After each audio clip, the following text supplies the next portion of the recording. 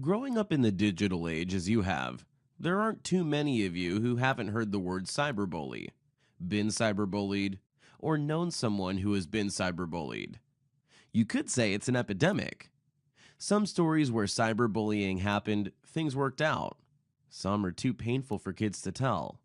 Take Ryan's story, for example. Ryan had always played sports. Growing up, he was very familiar with bats, balls, uniforms, cleats, and other gear. Everything it took to be a member of a team. Ryan was academically gifted and naturally athletic, a standout when it came to stealing bases or passing a football. As Ryan got older, with parents and coaches guiding him, he began to narrow his focus to include just one or two sports. By the time he was in 8th grade, the focus had come down to baseball.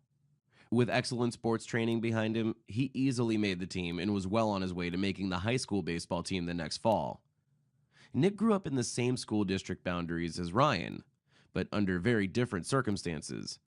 They knew each other, but never played together as young kids, and went very different directions in middle school.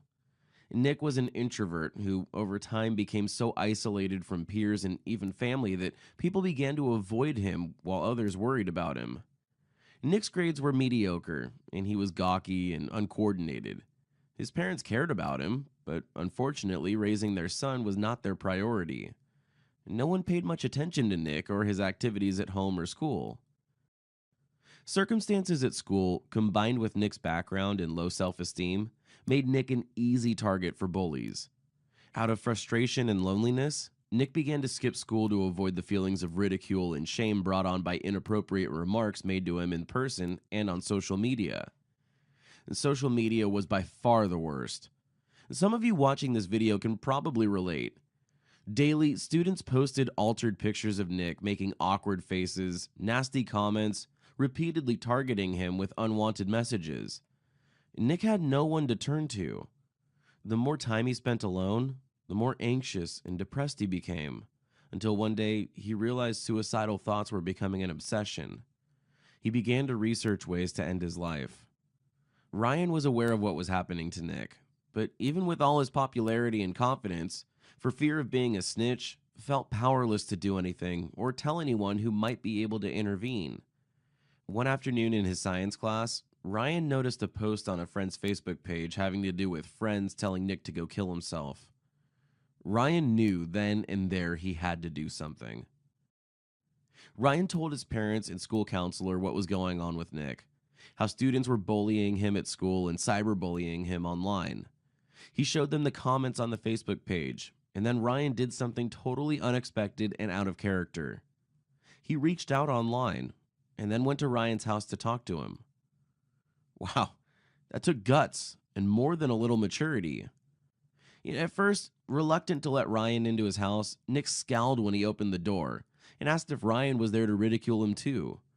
Ryan let Nick know that he knew what was going on at school and wanted to help. He took the next step by asking Nick how he would feel about coming with him to the field to play baseball and hang out and to work on a school project together. It took Nick some time to realize Ryan meant what he said. He wanted to help Nick and help others see that bullying and cyberbullying cause harm. It didn't take kids long to see that their behavior had been foolish and dangerous. Students who had been bullying Nick were disciplined. Those who had stood by and watched the bullying decided to start a technology leadership council that involved peer-to-peer mentoring and support for, among other achievements, a cause that would become known as an anti-bullying campaign. Bullying is defined as willful and repeated harm. Statistics show us over 80% of teens use a cell phone regularly, making it the most popular form of technology and a common medium for cyberbullying. About half of all young people have experienced some form of cyberbullying, and 1 out of 5 kids experience it regularly. Sadly, not all cyberbullying incidents end well. Many end in some form of psychological, emotional, or physical stress. Some end in self-harm or suicide. When it comes to cyberbullying, you can choose to stand up to cyberbullying. Form a technology leadership council and become campus leaders.